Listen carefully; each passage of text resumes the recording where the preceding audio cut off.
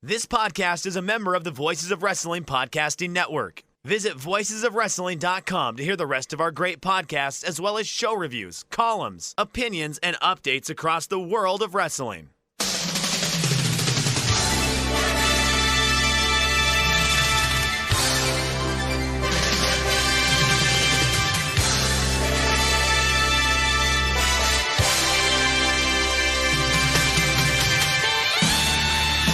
Hello everybody and welcome to the Super J Cast. I'm Joel Abraham, joined by Damon McDonald. I apologise for the audio quality this week because my microphone died. Haven't been able to get a new one yet.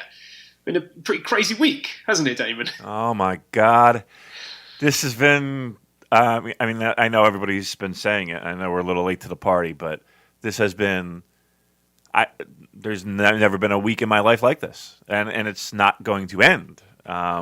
It's been crazy.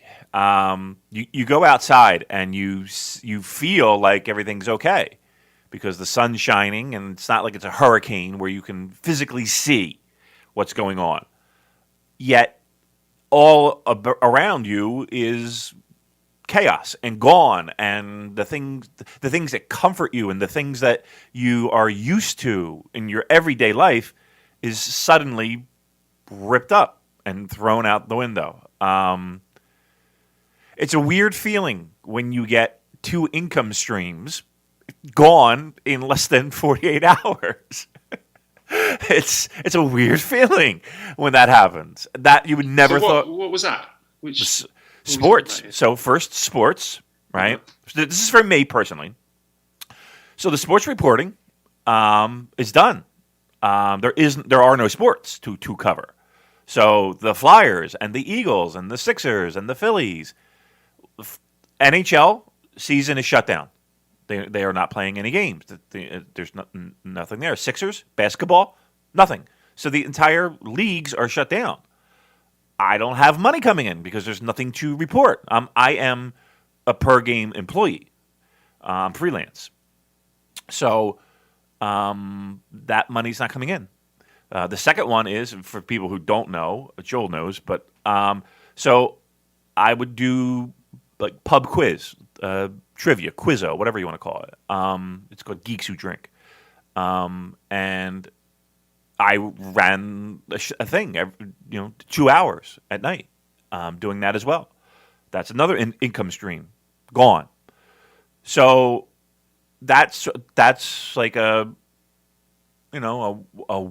weird thing to have happen. Over and above the fact that in New Jersey, we have an 8 p.m. curfew. You are not allowed to leave the house after 8 p.m., only for essential people. We have no restaurants open. We have no bars open. Let me repeat that. And realize who this is and how this is impacting. Let me repeat that. We have no bars open. We have all of our state. Almost everybody is working from home. Only other people that aren't working from home are like really essential people. And we have statewide mandates that say you have to have 50% of your workforce working from home. It's crazy. It's absolutely fucking crazy. And I never thought in my life that we would be here. So yeah, when this virus, we were talking about this coronavirus, it directly impacted you first. Yeah, I was going to say, you guys are going through what I went through about 2 months ago. Right. When in my town in Sharma, we had all the shutdowns, all the cafes closed, all the bars, all the restaurants, people working from home, just anything non-essential was shut down. And that was very strange for me. And now I didn't imagine that the rest of the world would be following suit. So it's very strange for me to see you guys going through something which I thought was incredibly weird at the time. Right. Well, then let's do this. Joel, you went through this. And I think that you are a valuable resource to a lot of our listeners who, I'm going to be honest with you, are probably going a little stir crazy, right? They're probably, they don't really know what's going on or what to expect or what give us a little taste of what I mean. You have before. I mean, if you're a listener to the show, we have touched on it quite frequently. But like, what? How long do you expect this to go on? Well, for Shaman's example, we fairly recently, like a couple of weeks ago, the last confirmed coronavirus patient was discharged. So, as things stand, I mean, if you take those government statistics at face value, Shaman is free of the coronavirus. So, I think there's something to be said for the fact that this shutdown isolation thing is quite effective. I've been saying it before. You can't do it halfway. You can't have, let's close down the sports, but then, everyone can go to restaurants and everyone's going to work as per normal. You do have to cut things back quite drastically to slow this down. So if you use Shaman as a benchmark, I would expect things to improve maybe in a month or two, month and a half. Okay. So we're looking a conservative estimate of May. And again, you might not be able to answer this, but maybe you could just give us your feeling or gut, or because you were there, and you are there. How did this impact business, and how did this impact, the shop owners and those restaurant owners and those people that depend upon that foot traffic and people coming in and spending money on their services and goods? I don't know any personally, but I imagine pretty devastating. I mean, I'm very lucky to work in an industry where I can do my job from home and I'm still getting paid, and most of my social circles in Shaman are also teachers at the international school. So it hasn't hit us that hard at all. I mean, apart from some travel disruptions and things like that, we're fine. But I'm just speculating as far as, business owners and people working in retail and service industry, things like that. It must be devastating. And that is, I think, one of the biggest concerns. And also, of course, the effects that it's having on the sick and the elderly, which people have been too quick to hammer that, it only affects the old people. Well, that's really bad as well. We should be protecting old people, and we shouldn't dismiss so lightheartedly the prospect of them getting sick and seriously ill, or at worst dying.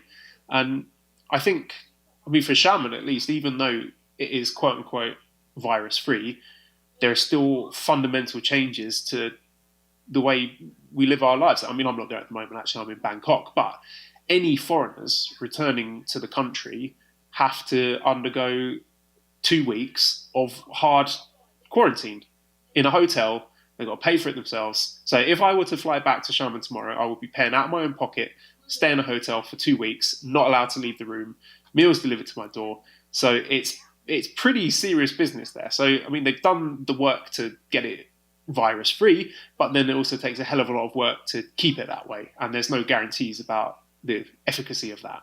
Right.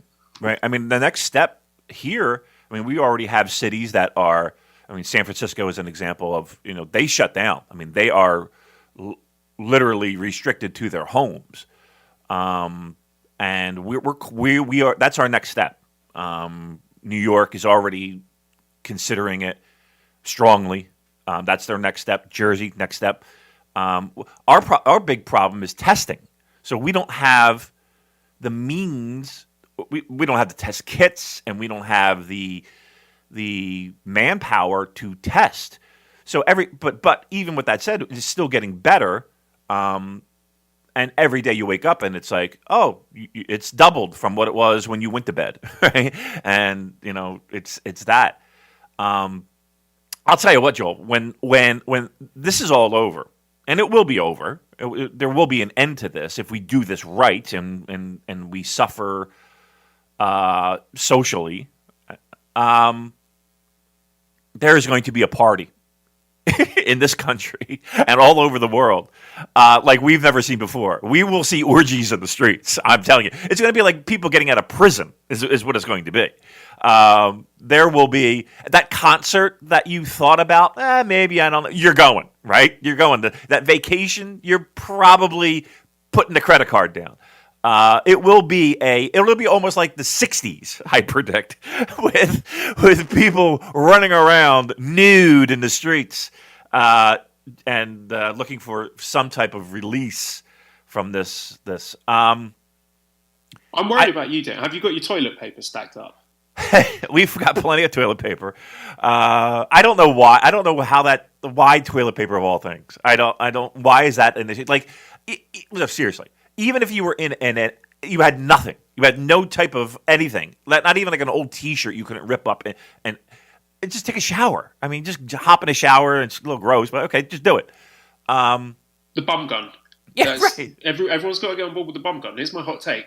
Using toilet paper is disgusting. I agree. If you were to get shit on your hands, you would not get a piece of tissue or paper to smear that shit on your hands. You will wash your hands with water. Yep. So I know not everyone can have a bidet, or bidet, as you might say, but since living in Thailand, that opened my eyes to the wonders of the bum gun. And I know in Japan they got the very fancy electronic toilets as well, but you don't need that. You just need to install the little kind of spray gun next to your toilet. It's so important to us we install one in our home in Xiamen, and if everyone just followed suit and used one, which is the best way to keep your anus clean, then we wouldn't have all this nonsense with people hoarding toilet paper. It's just absolutely insane to me. I feel like I've lost touch with reality. I agree 100%. Joe, you are spot on. This country, and for all of its faults, I say its biggest one is we are so far behind on toilet technology. We are in this fucking Stone Age when it comes to toilet technology. We have nothing. We have literally just the thing that you push to let the water flow. That's it. We don't have any heater. We don't have any spray jets. We don't have shit. We have nothing. Yeah, and you're right. I agree with you. Wiping does nothing. It does nothing. I spend more time wiping than I do shitting. I feel like I don't know how my ass does it. I feel like it just. I don't know. I don't know what cavernous asshole I apparently have, but I feel like I could wipe for days and still not feel 100% clean. Never. You have to. All right. Well, here's the thing. Well, you got these things, these wet wipes, right? Okay. Well, the reason why you have a wet wipe is because you need that moisture, that dry shit. All you're doing is spreading it around. Why are we talking about this? We haven't done a show in days. We're talking about wiping our asses. But yeah, that's where we are right now, Joel. I mean, I like that day, that 48 hours of, and I was actually watching that basketball game, which was funny enough, where all it took is sports. Like when people started losing their sports and seeing what happened in sports, that's when it seemed like guys woke up, right? It seemed like wait, what? They're shutting down the season? Oh, wait, that season's shutting down too? And this all happened like, somebody pulled the string on a sweater. And then everything just started fucking snowballing. And the closest thing I could come to the feeling that you were getting, Joel, was, I hate to say it, was like 9/11 in the sense of the news, you're being bombarded with bombshells of, pardon the pun, of just news hitting you, because everybody's on their phone, and it's like, oh, they just shut down the Masters. Oh, they canceled the Final Four. Oh, they just all these massive... Postpone Euro 2020. That's going to be next summer as well. Yeah. Premier League seasons postponed. I don't know when they're coming back. The Arsenal manager, Mikel Arteta, he got the COVID-19 virus. Yeah. I mean, right now we got, I think the number's up to like 8 NBA players. They just announced yesterday one player in hockey on the Ottawa Senators has it. I can't believe no one in wrestling. I cannot believe no one in wrestling doesn't have or is carrying it. They probably do. They're just like trying to tough it out and no sell it because it's an industry, wrestling, where you are actively disincentivized from revealing illness or injury, particularly if you work for WWE under a guy like Vince McMahon who doesn't believe in illness and viruses and sickness like that. Right. You sneeze in front of him and you get fired. I can't believe that. Yeah, I can't believe that you don't hear about these empty arena shows getting nixed and getting shut down. I can't believe they're allowed to even do that.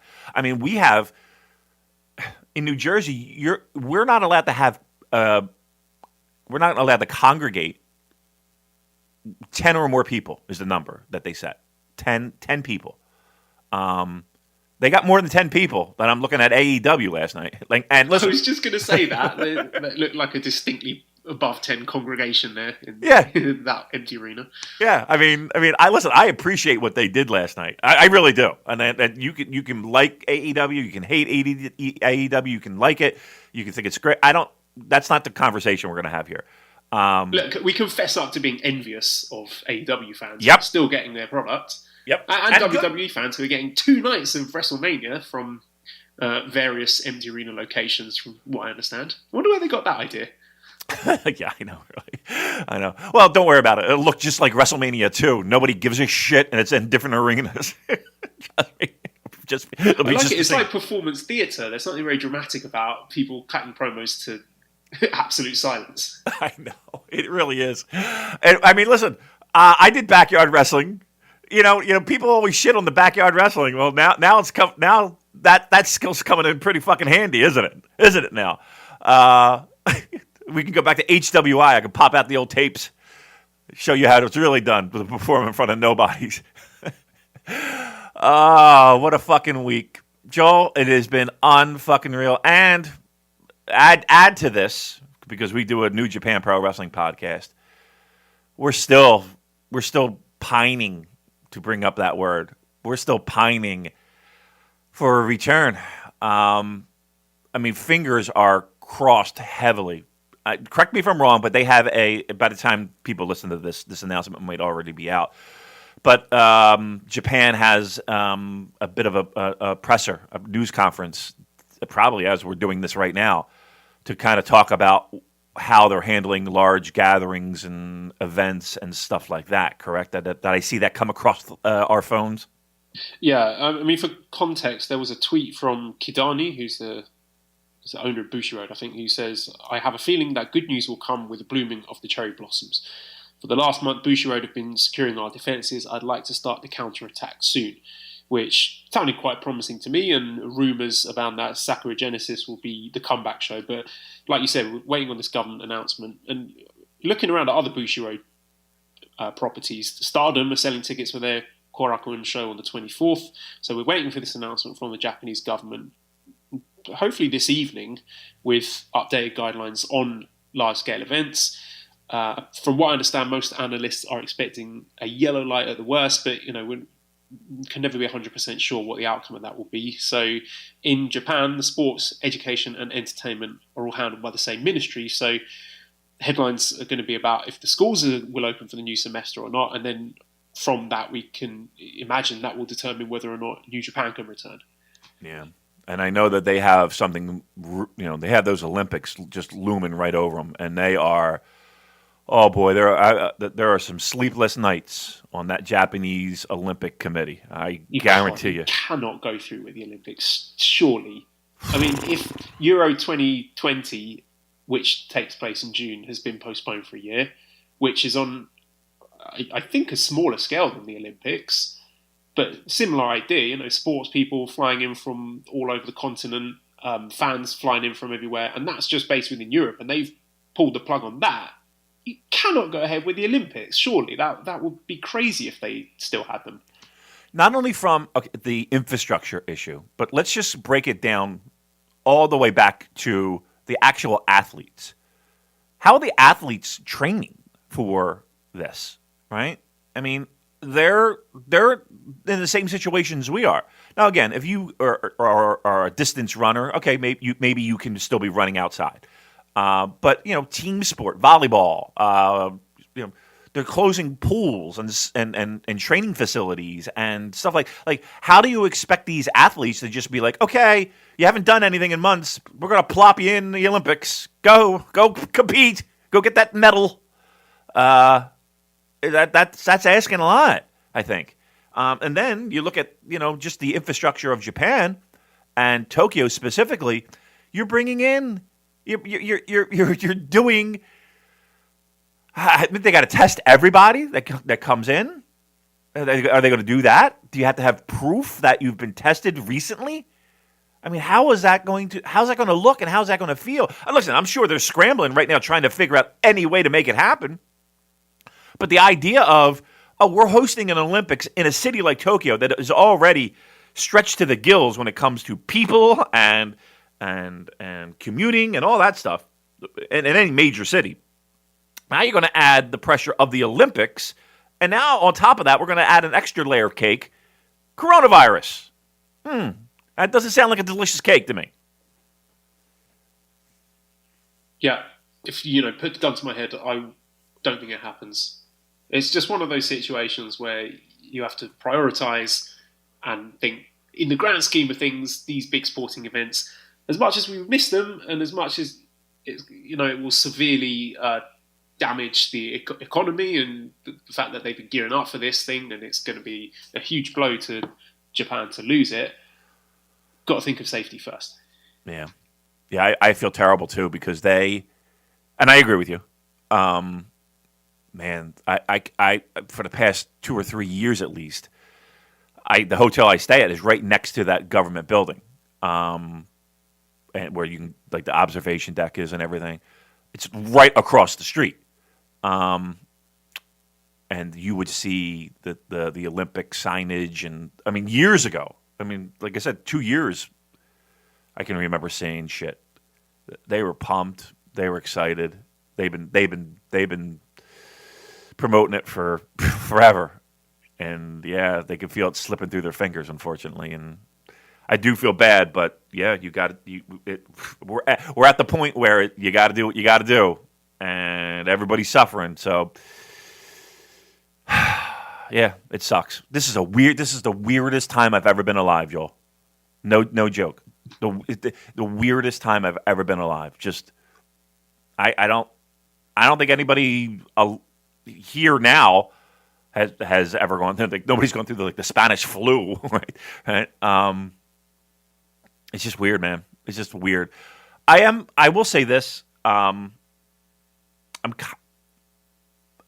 Well, I was going to say I'm proud of people and how they're kind of holding it together. But then you look on the news and you look at, like, no toilet paper. So it's like, okay, well, are we really doing that great? I don't know. I don't know how to feel and how to react. All I know is that now my wife's working from home, and I have no freedom anymore. I can't. It's just terrible. I can't stand it. I like my private time. All right. Wait a minute. We're talking about bad news. What the fuck? We actually have great news on this show. Ladies and gentlemen, I'm sure you've heard, and I'm sure that Fale is still the linear ace of New Japan. That is one of the plus sides in New Japan Cup being cancelled. That's what you were going to say, right? No, that is great news, I'm sure. That is not what we were going to be saying. Joel Abraham, ladies and gentlemen, let's give it up. Let's put a smile on our face. Let's talk about some cheerful shit here. Ladies and gentlemen, the host, the leader of the Super J Cast, is a father. Woo! Woo! Didn't I say this would happen, Damon? You did. I joked before that I'd get the latest episode out, pop the baby out, and be ready to return next week. And that is almost literally what happened. So the latest episode went up. Well, for me, I guess that would have been very late Wednesday night, Thursday morning. And Mally woke me up the same night, about 3 a.m. Water's starting to break. So first thing in my mind was like, great, I've got a week to get through this before we can record the next podcast, and I won't have anyone having to jump in to steal my spot in the show. So it all worked out brilliantly. But yeah, anyway, we went into the hospital.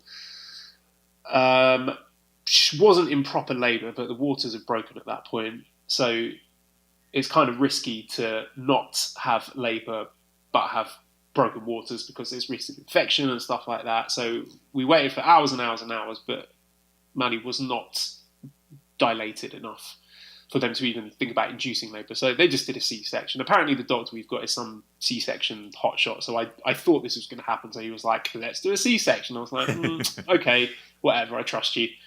And we were in and out of the operating theatre in about 10, 15 minutes. It was Wow. unreal. It was just like, right, there's your baby. I'm off. See you later. He was probably back home. Wow, that's crazy. So walk us through a little bit.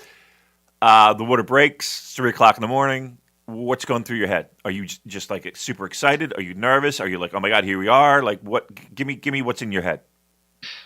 I was thinking, this is not it yet, because from what I've been told and the classes I've done and the reading and everything, is that water breaking doesn't necessarily mean labour and delivery. So I was like, okay, your waters might be breaking, just phone the hospital, tell them, unless you're having very strong contractions, then we don't need to panic just yet. But Mally was like, no, let's go to hospital. So I was like, okay, fine. So by the time she decided that we should go to hospital, I was like, yeah, this is probably going to be it now. So yeah, very excited, very nervous. And you expect it to be one of these sort of transformative life experiences where you get given your baby, your own flesh and blood in your hands, and then it's love at first sight, and you're like, oh, this is amazing. But the main feeling that I had sitting in that operating theatre was, please, nobody die. Because it's been, well, stuff I don't want to talk about, but it's been an emotional week for me, and I was just mainly sitting there next to Mally hoping that she makes it through okay, and Esther comes out okay. And so I'm sitting there watching Manny's heart rate monitor as that's going up, thinking, oh God, I hope she doesn't die. And then the baby coming out and listening for the crying, oh, she's not crying yet. Oh God, I hope she doesn't die. I'm sorry to be really morbid, but that was what I was feeling. And then once they told me, yeah, Manny's okay, the baby's okay, it's more of a feeling of relief than, yay, I'm a dad. So that kind of the joy and ecstasy of parenthood was tempered somewhat by my absolute terror that something bad was going to happen. No, that's I appreciate that honesty. I know everybody does too. Yeah, that had to be super stressful on you, man. I mean, yeah, because the whole time through this whole process, from starting the IVF to getting the baby home, I've just been expecting the worst. And maybe that's just my personality, that I'm a pessimist or realist or whatever. I'm just was playing these like very macabre scenarios in my head, like what if this happens, what if this happens, what if this happens. I'm not wanting to get carried away because I know so many things can go wrong in these kind of situations that it was more a sense of relief for me than anything else. Wow, man, I feel bad. I feel bad. I feel great for you that you got through it. I feel great that that all that pressure is off of you, because your mind can really. It is amazing how your mind just wants to fuck with you. You know what I mean? It's trust me, I know it. I know it very well. I'm proud of you, man. That's very good. Awesome job by you. And I'm like I said, when I got the news and the texts from you, you were the first person I messaged, by the way. Oh my God, really? Was I really? Yeah. So there's, I think you and Dan and my family, definitely you guys were right at the top of the list. That's fucking awesome. Well, I feel honored. Cheryl and I were smiling ear to ear, seeing those pictures. We were so thrilled that everything worked out and everything turned out well. And listen, we're talking about you, and again, great job by you, but Mally as well. I mean, she was a trooper through this whole thing. So she's amazing. She's been so strong. It's just absolute inspiration through the whole thing. And even now, like, that's the hardest part for her. She's had major surgery, but is still expected to be on top of the childcare and the breastfeeding and all that. And breastfeeding is fucking hard work, Damon. It is really tough. And Mally was struggling a bit with it, and she was having her wobbly moments, and I had to sit her down and say, no, come on, you got this. So basically any job that didn't involve producing milk is on my shoulders, because I'm very lucky and privileged at the moment that I haven't got any work to do. We're having our quote-unquote spring break, so anything else I'm like, let me take care of it. You just recover from your surgery, and I'll try and help you through the breastfeeding as best I can. But she is an absolute warrior. I can't praise her enough. Yeah. And it's weird too because you do have those big man tits, and you would think that you would be able to. You think you'd be able to chip in a little bit. For me. When I'm holding her, she's like, and I have to try and explain to her, no, look, I understand why you've made this mistake, but it's not going to work. Right.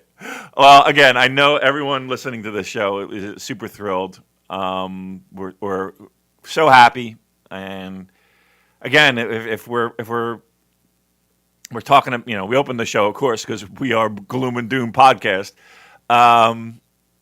That is that this week. It is that mix of emotions because we were super thrilled for you, and if I say super anything one more time, just punch me in the throat. But we were. And we're happy, and everything is okay. So again, we do have good news there. So and we needed it, and we got it. So great job by both of you guys. We're thrilled, and we can't wait to see Esther get training in the dojo as you tweeted out. And I'm sitting there, Damon, with my gorgeous newborn baby girl in my arms, thinking, this is what it's all about. This is life. And then I found out that I've pissed off the entire fanfic community associated with New Japan Pro Wrestling. Why is it, Damon, that when we absolutely rip the piss out of someone's writing on the internet, everyone loves it and says it's our best ever episode, but when we genuinely like people's writing and give it earnest praise, I get into trouble? It's not fair. I know you kept a lot of that stuff away from me, which is smart and good. Did we get raked over the coals? A bit. I don't necessarily think it was unfair, and I want to try and deal with this in a thoughtful and balanced way. So the best way I can deal with this, last week we put out a request, being the absolute attention whores that we are, that we wanted people to write fanfic about us. So we have a fanfic written about us, and I'm going to read it. And key caveat here, Damon, is that I've asked permission to read this. Okay, so good. This, I'm assuming I can, because I've asked for permission, I can say the person who wrote it is Tekker's Boy 67. Okay. Summary: Joel and Damon have an experience together that they won't soon forget. So here we go. Ooh. For reasons that will soon become clear, Joel and Damon found themselves standing uncomfortably close in a dark room. A light clicked on. There was a woman seated at a desk holding a clipboard. Ooh. Books and papers covered the surface of the table. "I'm sorry that I had to bring you in this way," she said, pointing at the Joel/Damon tag and the explicit rating at the top of the fic. "But we need to talk." Damon and Joel exchanged a glance. "You see, talking about fanfic in your podcast like that is actually a major breach of ethics," the woman said. She caught them both with a hard stare. "I see you wanting to click out of this fic. You can leave, but then you'll never know what the fanfic author had to say about the Super J-Cast, and that will keep you up at night, won't it?" So this writer already knows what ridiculously huge egos we've got. Yeah. She's got us down to rights, or he, or they. The woman stood up. She pressed the button, and an overhead projector turned on, illuminating the screen behind her. "The academic field that examines fandom is called fan studies. The articles and books cited in this fic are real, actual, peer-reviewed academic sources." She hit a button, and the slide changed. It said, "Fanfic isn't the same as published literature. If you look at the publications in the fan studies field, you'll notice that scholars tend to approach fandom in the manner of a sociologist and not that of a literary critic." She paused, glancing at Damon and Joel. "This means that scholars use pseudonyms instead of crediting authors and don't provide identifying information without a fan's full consent," she continued. "Why is that?" "Well," she clicked to the next slide. This one said, "Fandom has historically been stigmatized. The fan studies field was born in 1992 when Henry Jenkins published Textual Poachers. The book was written in response to how the media and other academics were talking about fans in a negative and inaccurate way. Jenkins was the first person to postulate that scholars and outsiders shouldn't, and in fact couldn't, talk about fan subcultures without being part of the community in question, or at least in open dialogue with the community." The next slide says, "Exposing fanfic authors has very real consequences for their lives. Some fic authors are open and public about their life in fandom, but others are not. It's so important to respect their anonymity that FanLaw, a wiki about fandom and fan history, has policies in place to protect fans' identities." The woman paused for a moment. "In the past, people have gotten sued for writing fanfic. Things are better now, but that's always still a risk. Individuals in the past have also faced public ridicule or have potentially lost their jobs over getting outed as a fic author." And Mally's decided this is the perfect time to put on a load of washing. So there you go. Some bonus background noise there. Well, I might relocate to another room. Here we go. She flipped past the list of lawsuits over fanfics. But even if it isn't that serious, it's upsetting for authors to have their fics mocked or laughed at by an audience they weren't intended for. The next slide was titled, Exposing Fanfics to its Subjects Can Harm Them. Legal issues go both ways. Generally, content creators shouldn't read fic of their works, because if they accidentally incorporate an idea from fanfic, the fic writer could potentially take legal action against them. She clicked through a couple slides about fan fiction about real people. Wrestling fic is generally about the characters that wrestlers are portraying, not the real people behind those characters, but sometimes that's a difficult distinction to make. Some wrestlers would probably prefer not to know that fanfic exists of them. The slide after that said, profiting off fanfic is dangerous. Fanfic currently exists in a bit of a legal grey area. For the most part, copyright holders won't go after fic authors unless fans attempt to profit off of someone else's creative property. In fandom, there's a general stigma against profiting off of fic for this reason. She smirked, meeting Damon's eye, then Joel's. That might be something worth considering if you're exploiting fan fiction for your for-profit podcast. Now, I've got to interject. Yeah. Wait, hold on here. Calling this let's bump the brakes on that one. Very grandiose term. I think this person has grossly overestimated the amount of that's fair clout, at least, that we've got. But, small detail, but okay. We'll stick with it. She clicked to the next slide, which said, failing to respect fandom norms will result in the deletion of fics. One of the main reasons why scholars try to stay on good terms with fan subcultures is because if they don't, fans might revoke access to fan fiction and other works that they're producing. This is a subculture that has historically existed underground. Lots of it is happening in private spaces that the general public does not have access to. She regarded both Damon and Joel carefully. If you enjoy being able to read fan fiction, then don't violate the norms of the community, or people might feel threatened by your presence and take their fics down off of publicly accessible websites. The next slide said, if you want to talk about a fanfic, at the very least, get consent from the community. We're almost done. I'm sure you're pleased to hear that. You've both been very patient. She smiled at Damon and Joel. Some fans might be okay with having their fics publicised on your podcast, but others might not. At bare minimum, ask the author before featuring their work. Also, I implore you to consider the power that your podcast has in NJPW fandom and the fact that you are exposing individual fans and fan practices to an audience that includes people in the industry. This has the potential to harm folks on all sides of the equation. The woman hit the button that turned off the projector. She looked back at Damon and Joel. And that's the last from me. I'll let you get on with whatever you were about to do before I showed up. That's what you came here for, right? She winked at them, then headed for the door. I'm going to turn out the lights now. What happens next? Well, that's up for the two of you. If you want to know what fanfiction is actually about, all fanfiction, that's it. Fanfiction is having the power to decide what happens. So that's where the story ends. Presumably we, I don't know, wank each other off or something. Oh, yeah, I was just a little disappointed there were no tits, but... all right. I've got to take the L here because I wrongly assumed that if these fanfics were on public website that it was just okay to read them without asking permission, and I was wrong to do that. And I apologise to anyone who I might have upset or offended by reading your work without asking for permission. I should have asked for permission, and I'm really sorry about that because I didn't know these things about the fanfic community, and it's on me. You know, that's my fault. I should have checked that stuff beforehand. So we genuinely we approached that with an open mind. We really love what we read. We thought it was fantastic, and I hope anyone listening to this will now understand a bit more about fanfic communities and treat them with the respect and the privacy that they deserve, because this is not something that they want, you know, wrestlers reading about or random members of the public reading. This is their little corner of their own community that they would like to keep private, and I violated that privacy, and I apologise. It was an honest mistake by me, and I hope fanfic writers and the community can find it in their hearts to forgive me. Yeah, I will take the loss on this one. Absolutely. I mean, yeah, I did. I mean, I don't want to feel like I'm backpedaling or anything, but we'll take the solid loss on that one.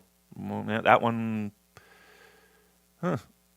I mean, it does open your eyes to it. I mean, we really, again, we are sorry. That's a lot to absorb. So I appreciate the time and effort that this person took into writing this response in a constructive and informative way. They obviously put a lot of time into it, which shows that they are open to having, you know, some sort of dialogue with us. And I messaged this person saying, was it okay for me to read their fanfic on the podcast? And they said yes. So a moment of reflection and growth for me, at least.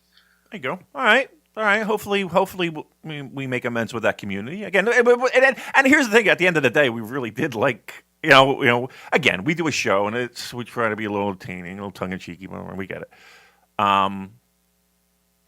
We really liked it.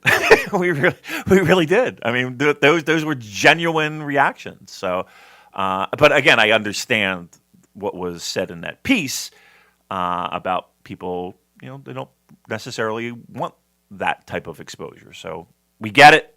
We appreciate that person taking the time to write another good story. Let's put it, you know, not for nothing. That was good too. So again, and also we got a great testimonial out of it. Hands down, the most tolerable straight dude English language Puro podcast. So I hope we can keep that title. Yes, I'm very proud me too. of that. Me too. I mean that.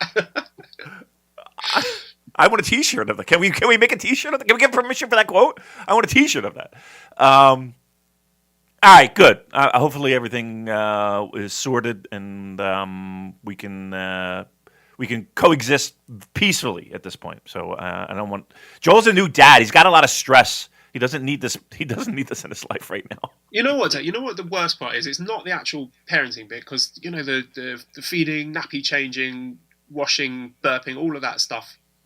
Absolutely, I wouldn't. You know, I would say I like it. I like doing it. You know, it's cool. I love spending time with my little daughter, but it's having to deal with all the paperwork, like the insurance from the hospital, and then trying to apply for, you know, getting a birth certificate translated and certified at the same time, and then applying for her English passport, and then applying for a Thai passport, and then I've got to get a Chinese visa after that, and then apparently when we go back to China, we've got to be quarantined at a hotel for 2 weeks. So there's all that extra shit that makes it stressful, not the interactions with the baby itself, which are for the most part delightful. What's the one thing that you like? And I actually kind of talked about this before we even went on the air, and we were like, we got to save this for the show. We need all the material we can get. What's the one thing so far that she does that just warms your heart or makes you smile, or just you're like, holy shit, I'm a dad? Like, what's the one thing that you're like, I could have this forever? The hiccups are absolutely adorable. She sounds like a little, you know, squeaky, chewy dog toy. I'll tell you what, she is adorable. Some of those pictures that you sent over, we were just like, oh my God, what a cutie. Lucky you. I didn't want to be one of these people, Damon, who, as soon as they have a kid, their social media just turns into like a unstoppable deluge of baby photos, because I know it can get too much sometimes. So I'm trying to contain myself, but I am starting to understand the temptation of every time they do something cute or put a little funny face, you want to put that up on social media, but I'm trying to stop myself. You can send them my way. Send them my way all day long, because we need the smiles here. We definitely need the smiles. So fire them off. Anytime you're ready, you just blast them our way. And maybe I got one right now. Did I just get one right now? Let me see. No, I wanted to move on. So let's get into the news. 43 minutes into the show. So I've sent you a picture of Tomoyuki Oka, or the Great This is not your Oka. child. Have you seen this before? No, this is not your child. I have not seen this picture, but he looks, dare I say, he's got a suit on and the hair pulled back and looking very medievally, I'll say, in this setting. He's near like this, I don't know if it's a church or a cemetery or something along those lines. He looks like he's, yeah. That's what what do you think he's doing in that picture? Well, there's one where he's in prayer, right? Uh-huh. Who do you think he's praying to? Who do I think he's praying to? Well, he's in front of a sign that I can't quite read. I hope it's not a grave. It's not a grave, is it? I don't know. Yeah. Really? Uh-huh. It's a site of a tomb. So who do you think? You know, he's dressed up nicely, looking very somber. very smart, and he's saying a quiet prayer to this person. I'm not going to reveal. Who do you think it is? Give me some guesses. Who do you think he could be praying to? Oh, I hope it's not a family member. This is turned totally morbid. And I feel like I'm invading his privacy, speaking of which. Should have asked him for permission. Yeah. Yeah. I mean, I'm a little. Feel like I'm walking on eggshells now. Okay, I'll tell you. Okay. I don't know if this will surprise you or not, but I think it speaks a lot about the wonderful character of Oka. King Arthur. It's King Arthur's grave that he's praying to. Oh, okay. How cool is that? That is pretty cool. What an absolute geek this guy is. I love him. Wow. Yeah, I mean, he looks. First of all, let's just say he looks great. Like he looks like $1 million. He's ready to come back, take over New Japan Pro Wrestling. Is what I'm telling you. That's why I tweeted out. I want him to do like a kind of Knights of the Round Table gimmick. I want to see him re-debuting at like a Korakuen show in like full plate armor, chainmail, broadsword, right, riding a horse. Right, that would be awesome. I could come in on a horse. That'd be great. Oh my God, I panicked, Joel. I was like, Joel wouldn't send me a picture of him at like a family member's grave. Would he? I was like, well, he's not. I was like, I'll probably upset someone again by that. I can't help myself. I'm like, Joel, what are you doing? You've lost it. Okay, I feel better. King Arthur. Okay, yeah, he looks great. There you go. I just thought it would be a funny, light-hearted thing to start. Let's new. So WrestleMania weekend fallout. So given that WrestleMania is going to be behind closed doors, empty arena stuff, other companies are in a lot of trouble because of this. And the New Japan Lions Break Project 3 show, which was scheduled to take place in Tampa, Florida on April 2nd, has been cancelled. So that is a direct effect of the COVID-19 situation and WrestleMania not going ahead as scheduled. That Lions Break Project 3 off the table. And also the other shows like the WrestleCon, we're looking forward to some exciting matches with like Will Ospreay, Shingo. That's all off the table as well. So that's a big blow, isn't it? It is a big blow. I mean, once again, anything involving the United States is cursed for New Japan Pro Wrestling, it feels like. Yeah, I mean, I'm not so concerned about the Lions Break show. I mean, even though it is a New Japan show on that weekend, and it would have done, it would have sold out, I'm sure, if it hadn't already. The Ring of Honor show was pretty sexy as well. The WrestleCon show, of course. Yeah, there's a lot of people that were hurting that week, or the loss of that week. It was announced that Ring of Honor has shut down for months. I can't be good news for Ring of Honor, a company that it feels like depends a lot on live gates. They're not running shows. I mean, nobody's running shows aside from WWE and AEW at this point, and they're empty arena shows, quote unquote. That weekend is a big weekend for a lot of these promoters, and you could see online the WrestleCon stuff. I don't know if you saw a lot of that, where the Marriott was holding them up for deposits and monies that they were going to, making WrestleCon be responsible for. It got sorted out in the end, but they had to be pressured into it, it felt like. That's a big weekend for all those people, and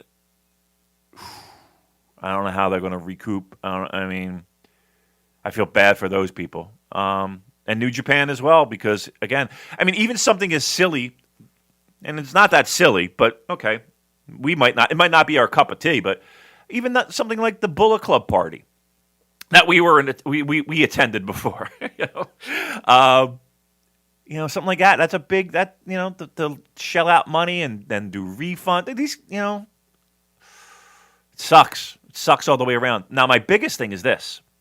You were talking about flights, Joel, and how, the governments are making you quarantine when you fly back into the country.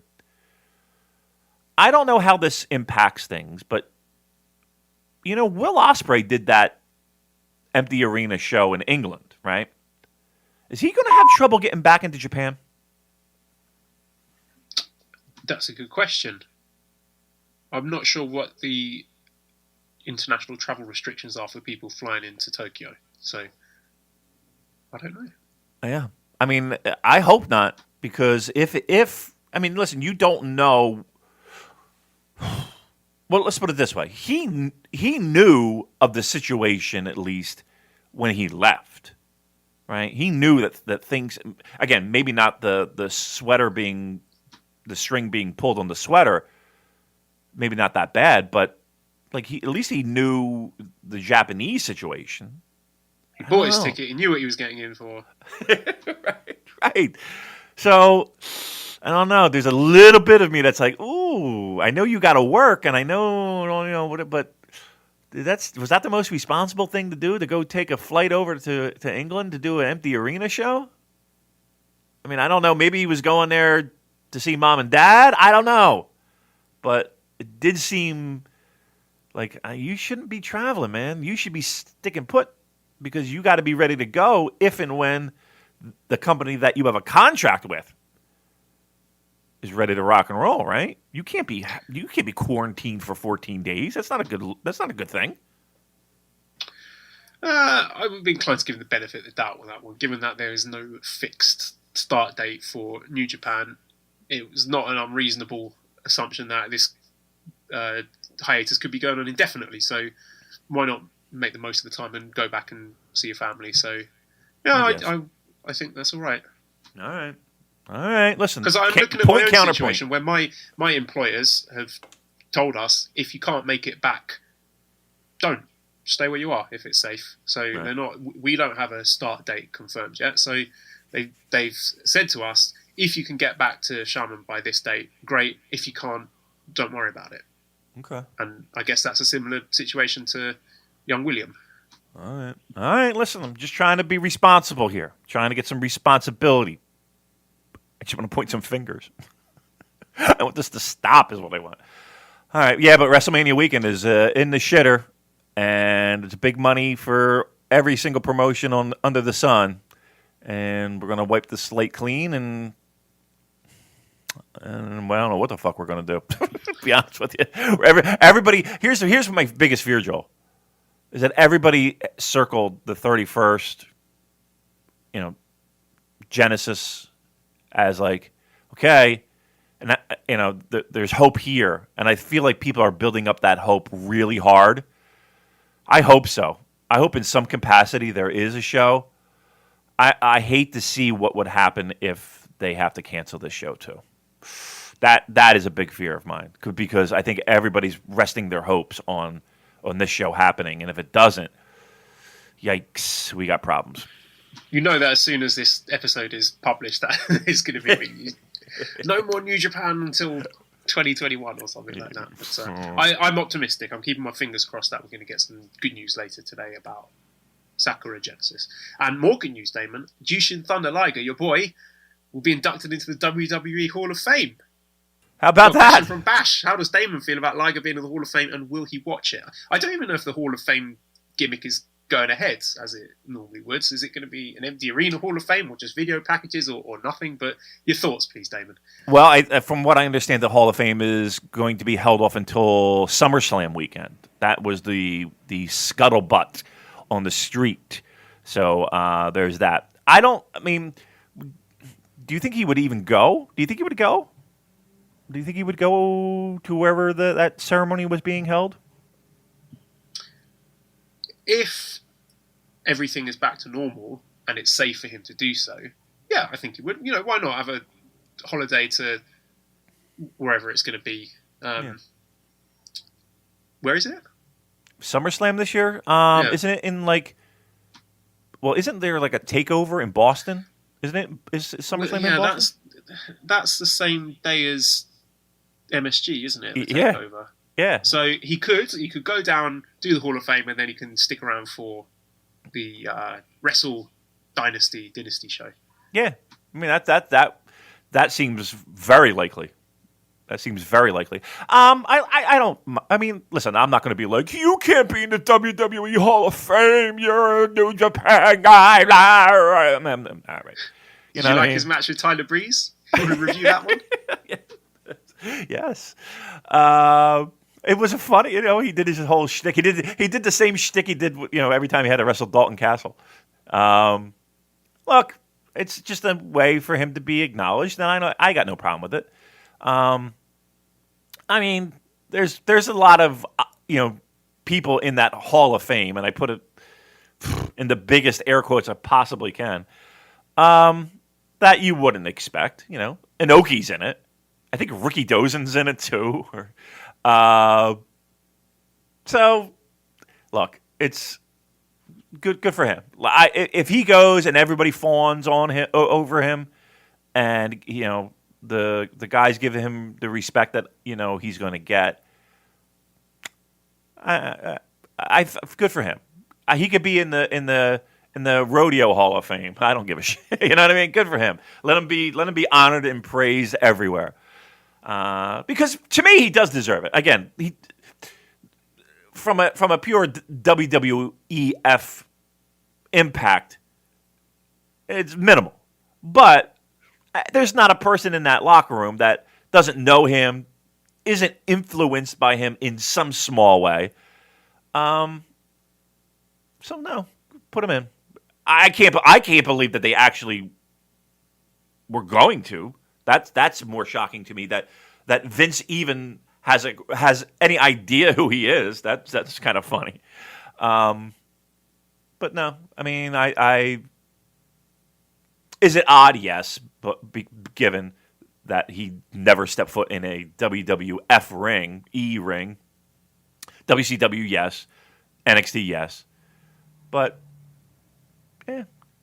have a party, get a couple drinks, Uncle Jushin, get a couple slaps on the back, handshakes, get put over in front of a crowd.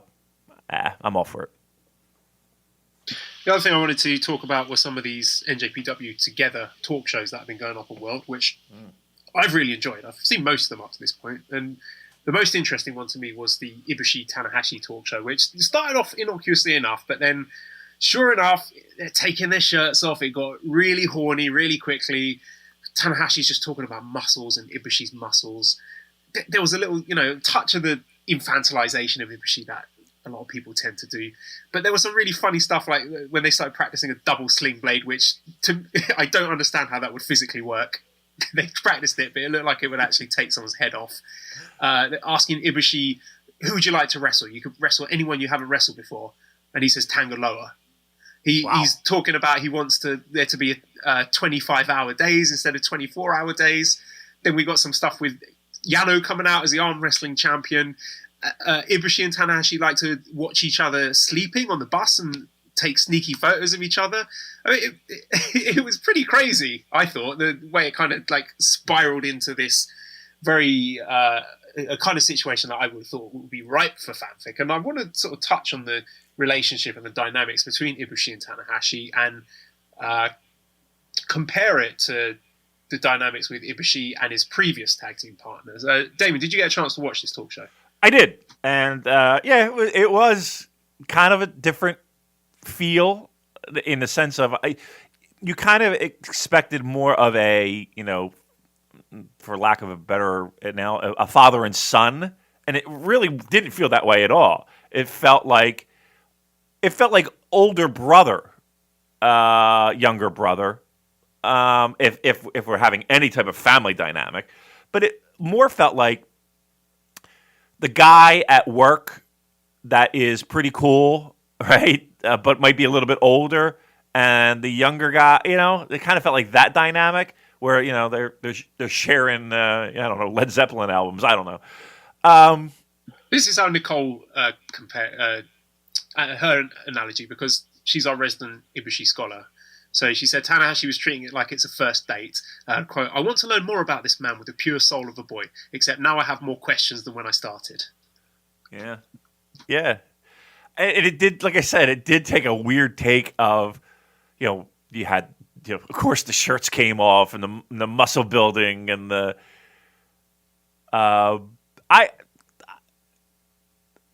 It just seemed to me like, again, I was long chat with Nicole about this. I'm going to try and synthesize some of the points she made. Like, seems like one of the first times that Tanahashi's gone out of his way to not be the center of attention. He's trying to get Ibushi out of his shell to let people see that he's his own person. And it seems that Tanahashi is like trying to force Ibushi, or encourage him at the very least, to show his personality, whereas his previous tag team, it was all about the other guy, and Ibushi came across as a sidekick, a silent sidekick. Mm. She really hates Kenny Omega. She really does. I don't know if I felt that as strongly. I will say this, that it is a different. I wouldn't even say it's a different side of Ibushi that you see, because I feel like you always kind of got that, like when he was let loose, you got craziness. You know, his travel issues, and like the things that pop in my mind first, and you know, you let him loose on the streets of London with fireworks, shit's gonna happen. I think he is an interesting guy, and I think that sometimes I think that he's embarrassed of himself, in the sense of he doesn't feel comfortable in his own skin sharing that kind of stuff, because he even knows that he's a strange bird, right? And maybe Tanahashi doing that, maybe Tanahashi kind of saying, okay, let's be that guy, you know, because I think people can embrace that. And it'll make you a better person and a better pro wrestler. Maybe. Now that I, you know, in hindsight, yeah, maybe. But I kind of got more of a, I don't know, just two guys that are different generational but still have a lot of common bonds, hanging out, doing an interview. That's the vibe I got. There was another one that I thought was quite fun as well. Not that much to dig into, but it was the Ibushi, Taguchi, and Makabe talk show. And again, just more of Ibushi being wacky. Like, he needed two adults to help him send out a tweet. But there was some fun stuff in there with everyone picking their favourite old matches and giving the context behind it. And I thought that was really interesting. Ibushi walks out halfway to go to the toilet. And in the second half of the show, he's just stuffing his face with some cookies that Yano brought to apologise to Makabe for attacking him with a chair. And so Ibushi's just sitting there chomping on these cookies and not really concentrating on what's going on. And there was a fun bit as well with Baron Yamazaki, who does the voiceovers. And he says the hardest part is doing the G1 announcement voiceovers. So I found that really interesting. So, yeah, that's a fun one if you've got a spare 2 hours to kill, to check that one out too. I didn't see that one. I don't know if I could sit through 2 hours of that show. I would not. I can't strongly recommend that one. Like, if you're really bored and you got the time to kill, then go for it. But I do think the Golden Ace one was really interesting. You know, even that discussion they had about the syntax, like what order they put in the words in. Like, does Golden come first? Does Ace come first? And sort of digging into the sort of power dynamics of just constructing the very name of the team. I just found it fascinating.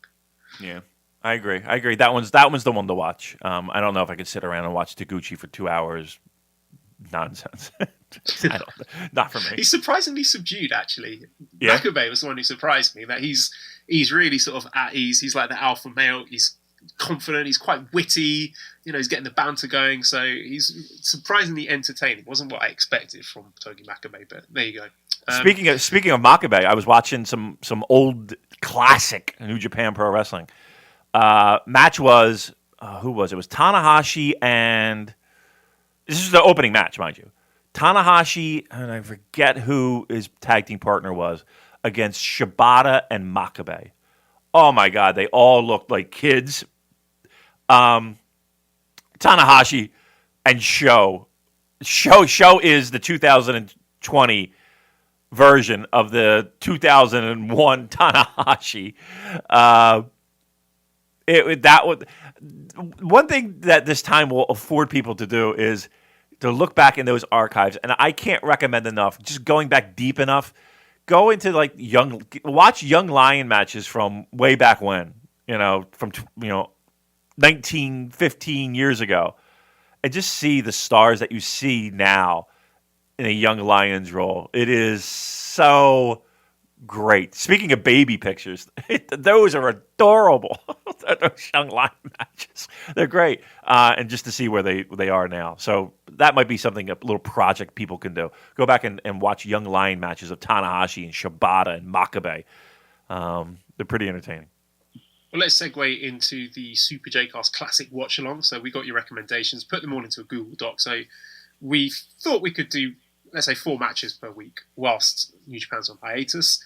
And so if we don't get to your recommendation, then we might get to it next week. So the first match we chose to discuss is Andre the Giant versus Stan Hansen from 23rd of September 1981. So all these matches are on New Japan World, and I sent a tweet thread out with links to that. So if you haven't seen it, maybe pause the podcast, go and watch it, and then you can listen to our discussion with a more informed context. So speaking of context, friend of the show, Manabu, he just gives me some great stuff because he's been following New Japan for donkey's years, so he knows all this stuff. So he talked about this match, he rewatched it, and he says he remembers when he was a student, he watched this match the first time on VHS rental video. And when Hansen came to Japan the first time in All Japan, he wasn't a great worker. But after that, he had a match against Bruno Sammartino in WWF, and his terrible body slam broke Sammartino's neck. But the story was reported that Hansen broke Sammartino's neck with his Western Lariat. So that was a story that was doing the rounds in Japan, that his Western Lariat was so strong that it broke Sammartino's neck. And he says, I've heard Hisashi Shinma, who was New Japan booker at the time, came up with a finish of the Western Lariat. And the name of Hansen's theme song in New Japan was Western Lariat. And it's a shame that New Japan World edited out the entrance scene because, maybe you can find that somewhere else. But the match is great. And Ichiro Furutachi, who is a famous announcer in Japan, was excitedly talking about how Hansen was the 5th man who had managed to body slam Andre the Giant in the Japanese commentary on New Japan World. So the other 4 guys were Harley Race, Hulk Hogan, Roland Bock, and Inoki. He says he doesn't know if it's true or not, but I can imagine it was quite a high status to be able to say that you body slammed Andre the Giant at that time. And then after the match, Hansen did a short lariat to a young lion who was Akira Maeda. Yeah. And the sub-referee was Katsuhisa Shibata, who is Katsuyori Shibata's father. And he says he was surprised how quick Andre was when he jumped off from the ring after the match. So, Damon, this match was terrific. And the first thing that struck me was how hot the crowd are.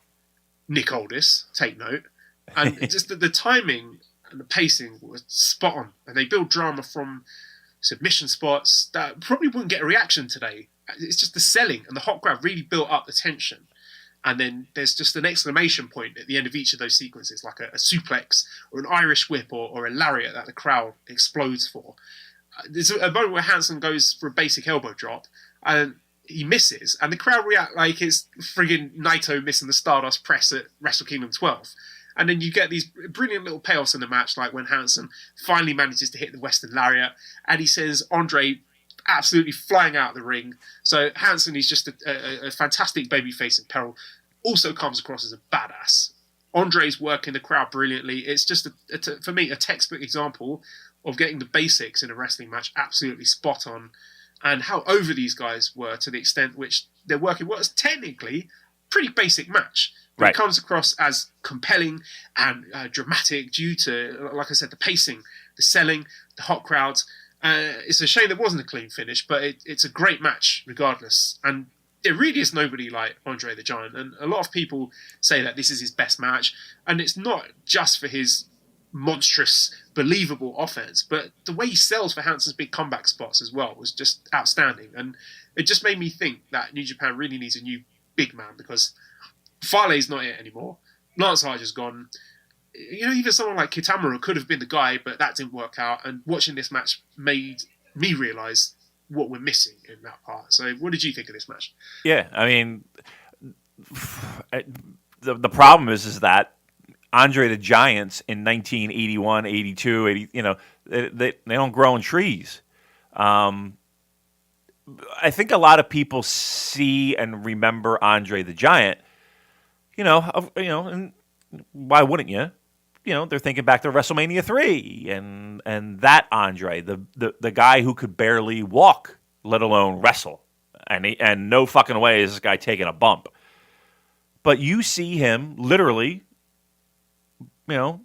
taking back bumps and selling, and he's off his feet, and he's taking lariats and going over the top rope from the shots.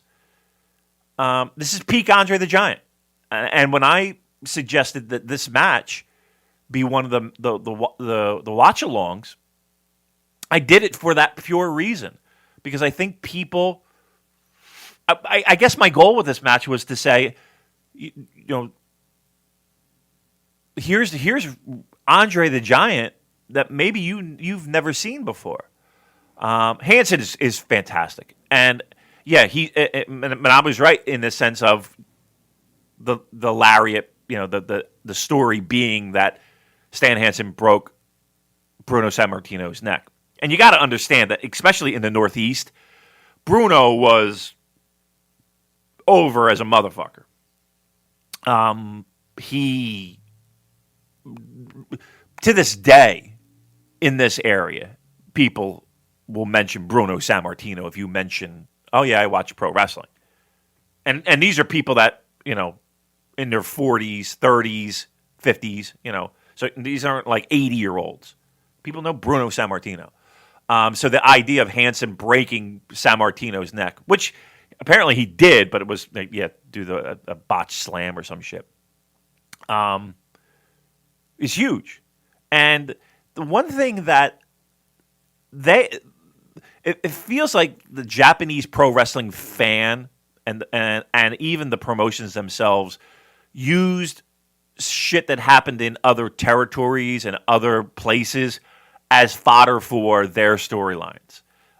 They were not afraid to mention, Backlund being WWF champion, or Ric Flair, or injuries that occurred. Touches like that now, don't you, with Moxley and Jericho and these storylines bleeding over from one promotion to the other, which seems like a pretty basic thing to do, but it's something that we're not used to in recent years. Yeah, it is. And the fact that even then, even though Andre, was Andre the Giant, and he was presented as a person who, was an unstoppable force, it wasn't too odd. I mean, they did make a deal out of him being slammed by certain individuals, and I think even Ricky Choshu became one of those people after this match. But it didn't happen often. So even the amount of times that Andre was knocked off his feet, or slammed, or a shot knocked him, for a loop, the fans reacted because they knew it was still a big deal because they were conditioned for that. Stan Hansen is fucking great. Stan Hansen might be one of my top 10 favorite pro wrestlers of all time. Consider this match, early 80s. We're still 10 years away from his All Japan greatness, right? I mean, think about that. We're 10 years, that's in the distance. That's 10. We got 10 years to go. And all throughout that 10 years, there was great shit. But that's pretty amazing. Like what many consider his peak, that early 90s run in All Japan. We're still 10 years away from that. And again, we got Andre the Giant at arguably his peak physically, and a red hot crowd. Yeah, I don't, I needed this match to be one of these matches that people saw. So I'm thrilled that the feedback that I've seen, people really enjoyed it. And if you haven't watched it, there's a reason why it's on the list of the first four, because I think it's, again, we're not looking at Okada Tanahashi here, but I just think that for what people remember of Andre the Giant, this is, to me, his best in-ring performance. Should we move on to the next match then, which was Tomohiro Ishii versus Katsuyori Shibata in the G1 Climax 2013 Day 4. So again, I'm going to give you the context of this from Manabu. So regarding Shibata, there are a lot of stories about him. He left New Japan to try to get into MMA. In his MMA matches, he showed a strong mentality, but he wasn't that successful. He ended up 4 11-1 by August 2011. So suddenly a situation emerged where he had to do pro wrestling again. So on December 31st, 2011, he returned to pro wrestling to compete on the Inoki Genome Federation's Fight for Japan Genki Desu Ka Omisoka 2011 year-end event. During that event, he teamed with a fellow pro wrestler turned MMA artist, Kazushi Sakuraba, to defeat the team of Shinichi Suzukawa and Atsushi Sawada. And from what I understand, Shibata had a lot of fun in this match, so he changed his mind, decided to return to pro wrestling and New Japan, but he was not exactly welcomed back by many New Japan fans. Tanahashi and Nakamura had been sort of dragging the company out of these dark ages, so finally New Japan was getting better. So then suddenly Shibata came back, who originally was supposed to be one of the three musketeers with those fellas, and Tanahashi and Nakamura pretty much hated Shibata for what he'd done. So especially Nakamura. So we had a match that was Nakamura and Ishii versus Sakuraba and Shibata on I think this is February the 12th, 2012. So this match was like a preview of the match we're about to discuss. So the Shibata Ishii match and the Nakamura Ibushi match were at the same show in Osaka during the G1. Nakamura Ibushi was chosen as Tokyo Sports' match of the year, but some people who were in the venue say that Shibata Ishii was better than Nakamura Ibushi match. And moving over to Ishii, he debuted at War, which was Tenryu's promotion, and he was just an ordinary small junior guy. Then War collapsed, and after that Ishii wanted to be Choshu's pupil, so he re-debuted at WJ, which was Choshu's promotion, but then that collapsed too, so Choshu returned to New Japan again with Ishii. So for New Japan, Ishii was like a free gift, so he was just originally a jobber, like Doki. But he tried to make better matches every day, stepped up little by little, finally entered the G1. So for Ishii, this G1 2013 was his first year. So thank you so much, Manabu, for the context, because that really provides a lot of insight here, because you've got two guys going into this match with a point to prove. And that historical context helps you understand why this absolutely ridiculous match happens. And this is kind of like an entry-level match for when you want to recommend New Japan to a newbie. It always comes up, I want to get my girlfriend or my mate into New Japan. What match should I show them? And this is one that comes up quite a lot. And I do miss these 10-minute violent sprints. And I love a short, big match. Like Okada versus Zack Sabre Jr. in the G1 last year. I love that, and that was really short too. And it also makes me realise that Ishii has basically remained unchanged for the last 7 years. And just watching this, how much do you miss Shibata? Christ almighty. It hurts, doesn't it? And there were just great moments here, like Ishii no-selling the German suplex, hitting the German of his own, and then lariating Shibata out of his boots. And the headbutts as well. I'm not quite sure how I feel about those. What do you think? What did you think of the match? I mean, how many people come to us and say, this match was the starting point of my new love affair with New Japan Pro Wrestling. This match was the match that woke me up to what they were doing. Because I think a lot of people, they might have been fans in the 80s and the 90s, and then they kind of, for whatever reason, maybe the product wasn't that interesting to them, or life took over, whatever the case may be, they pulled away. And then, they're still watching pro wrestling, but they're certainly not as hardcore into it as they once were. And then they come across this, and people recommend this match. And I truly feel that, like, you could put a little marker and a little flag on this match. And to me, this is the one match that kind of helped redefine New Japan Pro Wrestling fandom to a lot of hardcore, or at least former hardcore pro wrestling fans. You're right. I miss Shibata so much. Like, you watch this match, and it's not flamboyancy, and it's not your pro wrestling, your standard pro wrestling charisma. But holy shit, does this man have a presence and a feel, and again, for not doing a lot, has this aura and charisma that is really hard to replace. Like, that was the feeling I got after I watched this. Besides, what a great match! Again, a sprint right up. Just again, they're both sitting in opposite corners, and they're doing the ring introductions, and the bell rings, and they're just like two wrecking balls bashing into each other, and it doesn't stop from there. It just goes, and it's a sprint. And you're right, it's not a 30-minute epic. It is just two guys going as hard as they can for the 10, 12 minutes that this was. Outstanding. Some of the punches, right in the mush.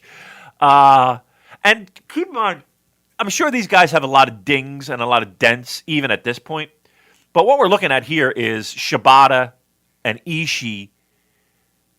I mean, you compare it to where we are now, and even a handful of years ago. There's a lot more body damage that these guys have collected throughout the years. So we're kind of getting a little bit of a little fresher, right?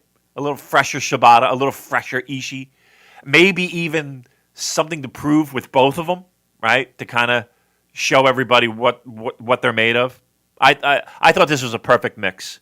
And again, I think a lot of people put a flag right on top of this match and say, okay, this is where fandom took a turn, and a lot of people got on board once again to New Japan Pro Wrestling due to this match. Our third match was the Steiner brothers versus Kensuke Sasaki and Hiroshi Hase from 31st of May 1991. So again, Manabu gives us the context here. In the 90s, the Steiners were his favourite tag team. He actually mentions his favourite match as the Steiners versus Vader and Bigelow, which maybe should be one we check out in another week. So the Steiners versus Hase and Sasaki in Osaka-jo Hall is a rematch from their New Japan debut in the Tokyo Dome. And Manabu was there, and it was the best match in that show. We saw the Frankensteiner for the first time, and all their other moves, which we'd never seen and never came up with. So they were all shocked, really excited to watch the rematch. And he says he loves their theme song in New Japan too. And strangely, the theme song is Sid Vicious's theme song in WCW, but Manabu doesn't know why. And I mean, on my part, Damon, I absolutely love the Steiners as a tag team. I just love the aesthetic of these two, like, ridiculously jacked up dudes in their stripy singlets, and just both of them look like absolute nutters. Like, they might just start shooting on you if you look at them the wrong way, because there's just this sense of danger and unpredictability about them. And they kind of remind me a bit of Killer Elite Squad. Like, KES were getting to that point, specifically their match at Wrestle Kingdom 12, when they come charging out down the ramp looking like a pair of maniacs. And this was terrific. The Dangerous Drive is such a great move, and I love Scott Steiner doing his little fist pump after he hits the Frankensteiner before he pins Hase. Closing stretch, it reminded me a bit of the evil Shingo versus Ishii Goto match from New Year's Dash. And quality, high level, meaningful tag team wrestling. I'm a big fan. Yeah, Steiners were awesome back in the day, dude. They were great. And again, keep in mind, this is, they were brought over. Rick Steiner was in like Bill Watts' territory, and even Scott was too. He was like Scott Rick Steiner or whatever it was, and he was just kind of floundered in Mid-South and UWF, and Rick, he was in Eddie Gilbert's group, but he was just kind of there. And then they kind of turned, when Crockett bought out Watts, and Rick Steiner was brought over. He was brought in to the Varsity Club. I really liked the Varsity Club a lot growing up. It was him and Steve Williams and Mike Rotundo, and they all had their Letterman jackets and shit. And I don't know, I kind of dug it. And the Steiners kind of turned into, by accident, it felt like it really felt organic. Them taking over, especially for newsletter readers and tape traders and shit like that. Like, they became the blueprint for what tag team wrestling should be. And they felt like guys that were, unfortunately, like drunk frat guys or drunk rugby guys that would give you a noogie, at a moment, or give you a wedgie at a moment's notice, but yet you still felt compelled to watch. And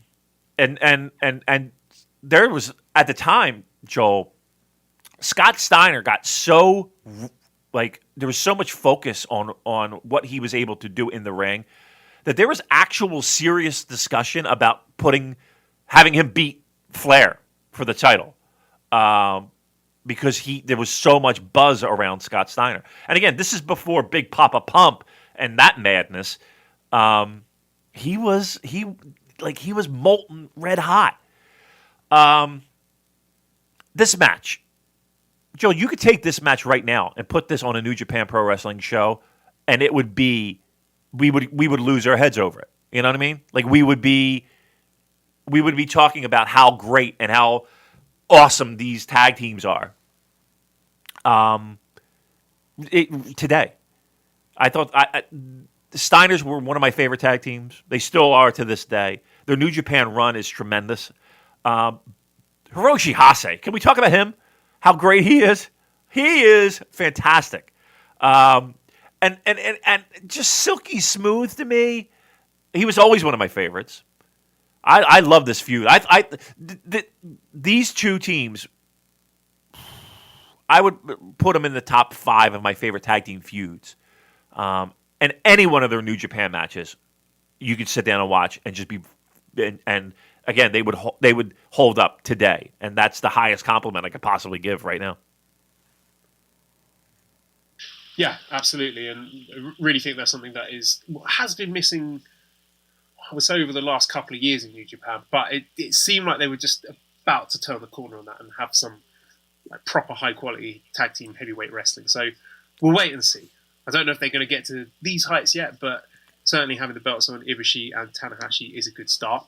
Let's move on then to our 4th match, which was the Ganryujima Island Death Match with Antonio Inoki versus Masa Saito, 4th of October 1987. So here's your context from Manabu. So Ganryujima is an island that's well known as a place where Musashi Miyamoto fought against his biggest rival, Kojiro Sasaki. Musashi is also a famous author who wrote the Book of Five Rings, a philosopher and strategist as well. Actually, Karl Gotch was a big fan of him. Anyway, Fujinami's hobby is to visit historical places like old Japanese castles, and one day Fujinami suggested the idea to fight against his biggest rival Riki Choshu on this island, Ganryujima, and Inoki heard the idea and stole it. So that's how we get to this point. We're wondering, what can New Japan do with this virus outbreak? It's also just staring us in the face, have island death matches. They should have done this for New Japan Cup. I don't know if you've seen the movie Battle Royale, where a bunch of teenagers sent to an island, they've all got to kill each other. I was getting Battle Royale vibes from this, and I think that's what they should have done for the New Japan Cup. First 20 minutes of this match was a chinlock. Yeah. And yeah, this is just so... It goes on for like an hour and 45 minutes, and you got the soundtrack of helicopter sounds. I don't know why the helicopter's there, but just the whole way through the match, you go...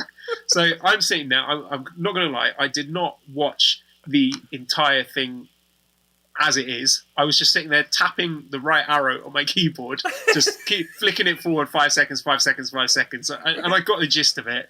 Just like two fellas rolling around in the mud, like two guys having a scrap at Glastonbury or something. And then it starts getting dark. This is just so weird. I'm going to say now, I want English commentary on this. Kevin, if you're listening, get on that. I want you on the full booth, you and Rocky and Gino and Chris. I want all 1 hour 45 minutes of this commentated in English. And just like when they start knocking over the braziers towards the end, and it did get very cinematic. You got the twilight and the fire's burning, and you got Saito on his knees. They're both covered in blood. There's blood smeared on the white ring apron, and you can imagine things like this inspiring modern day stuff we get, like the final deletion. But you can just imagine Inoki watching this afterwards and thinking, "Oh, what a masterpiece this is! I am such a genius." Yeah. But it did take us about 90 minutes before we saw an actual bump. Then Inoki chokes Saito unconscious. And just collapses on top of him and then walks off. And this is a funny one because it was weird and boring, but I liked it quite a lot. And I appreciate having things in wrestling that are unusual like this. And also, I'm sorry, I've got to say, very on brand for me to be talking about this. I thought it was very horny. So those are my thoughts on the match. Very horny. Yeah, it was incredibly homoerotic. I don't know, maybe it's just me, but just... the grunting, the wrestling in the mud. It was like women in love. Now imagine, like, so again, when we would get videotapes, everything was out of order. You know, nothing was in sequential order. So, you know, you're just getting random Japanese pro wrestling tapes. And when Meltzer was kind of talking about this particular match and the build-up for this, and again, this was supposed to be the blow-off for a rather big feud between Masa Saito and Inoki. So they had a couple matches beforehand where like handcuffs were involved, and you know people were handcuffing their hands together and getting their asses kicked. So this was going to be the blow off. And the way Meltzer was describing it, and the island and all this stuff, and I'm reading it, and I'm like, whoa! I gotta fucking find a way to find this match. So months later, I finally get my hands on a copy of this tape. And New Japan released it as a tape on its own. So it was like the entire videotape was surrounded around this match. Unfortunately, what you didn't see, or maybe just a little glimpse of it, it wasn't like they just rang a bell and they started the match. So you get scenes of like Masa Saito walking outside his little tent, his little dressing tent, right? And kind of like staring around and looking around, and like Inoki's nowhere to be found, and you're just kind of like, he's just kind of like waiting, and then he's like, oh, I guess he's not here, so I'm going to go back in, and I don't know what the fuck he's doing in this tent to pass the time, like he's doing crossword puzzles or chin or push-ups or whatever. And then there's like other shots of like Inoki doing the same thing, like just kind of like surveying, and then they finally walk out at the same time. And then they walk back in, like they don't start. It's just so weird, right? Then the helicopter, right? There's this constant fucking flapping helicopter that's circling this island. There's also ships that are passing by that have got to be like, what in the fuck is going on over here? Right? Just regular people going by on a fucking boat. Then there's the crowd. And you've got people in beach chairs. Like it's not a huge crowd, but there appeared to be people in the audience. I don't know if they were workers or crew or family members or what, but they're interviewing these people, and they're in these beach chairs, these lounge chairs, and they all have like bucket hats on, to protect themselves from the sun. It looks like they're in Glastonbury, waiting to watch this match. So this match finally fucking happens. And you're right, Joel. It's 20 minutes of just you could tell that they were going to go long, right? Just by the way they were doing, because they were doing nothing for 20 minutes. Like they were just lying on the mat in like a chin lock. And they're like, oh, all right. And then you notice on the corners, on the ground, they had these, it looked like, torches full of wood. And your first thought is, oh my God. They need that because they're going to go. It's going to get dark, and they have no lights, and they're going to use that for lights. And lo and behold, it goes so long that the sun sets, and they need these fucking torches to light the way. And again, what was it? Saito gets thrown into the fire, and that helps go to the finish. But yeah. I said, Joel, you have to watch this match just because, one, it is so awful, it's great, and two, just for the historical context of what, like knowing what you know now about what pro wrestling is and all these other empty arena matches and,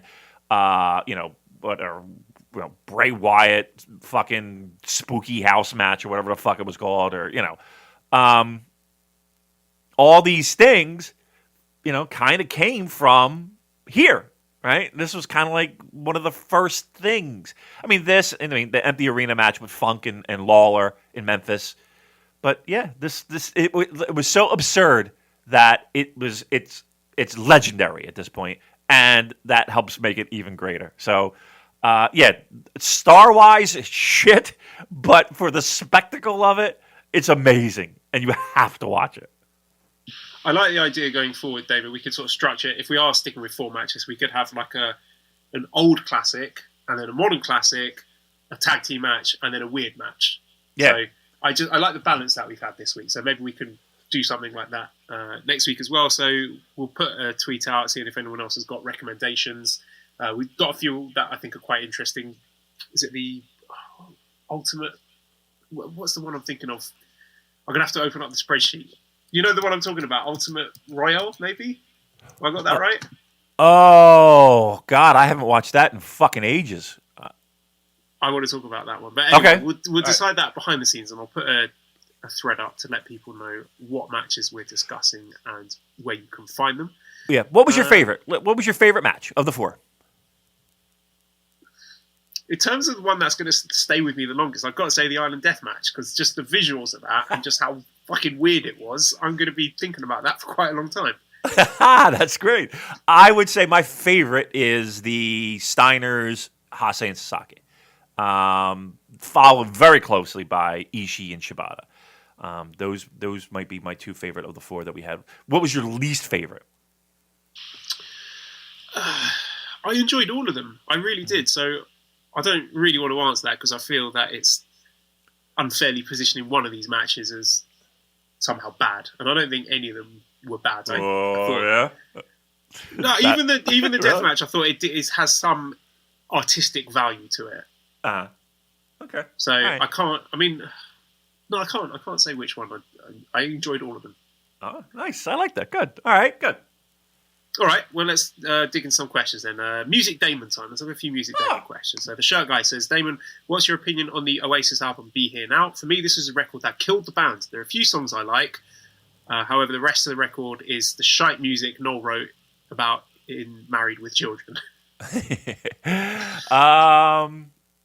It's okay. Go Let It Out is probably the biggest song from there. Little James is good. It's not. Yeah, I mean, if you're going to point a finger at, okay, when are we falling apart? It might be there. There's a couple good songs on there, but look, I think the majority of bands have 3 solid albums in them, and then it's okay. What else you got? You know, that's a true test of a band that's going to pass the test of time. Usually it's 3 albums, and this one was weak. It's okay. I'll give it a solid 3 stars.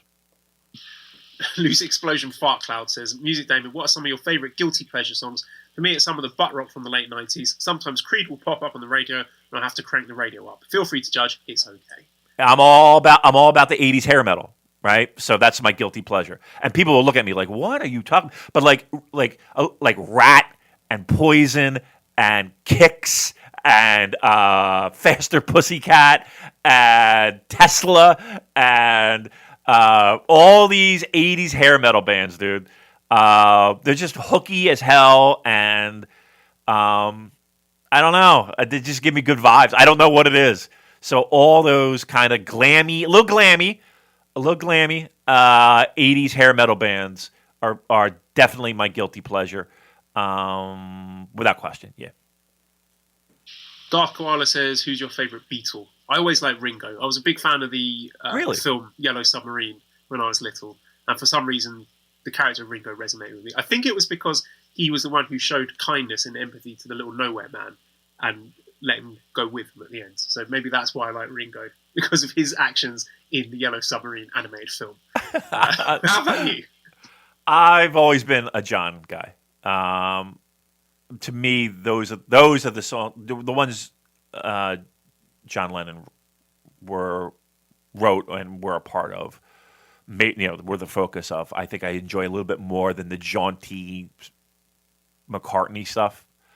I don't know. I just kind of like where Lennon's headspace was with a lot of the Beatles stuff. So yeah, I'm definitely more of a Lennon guy. And RSY1376 says, best debut album ever, and why is it either Oasis or the Stone Roses? Great one, yes. It's tough. Again, Stone Roses, that album is fucking great. And it did break down the doors for a lot of the bands I listened to. But that first Oasis album, man, that woke people up. It really did. It felt like it just shook everything.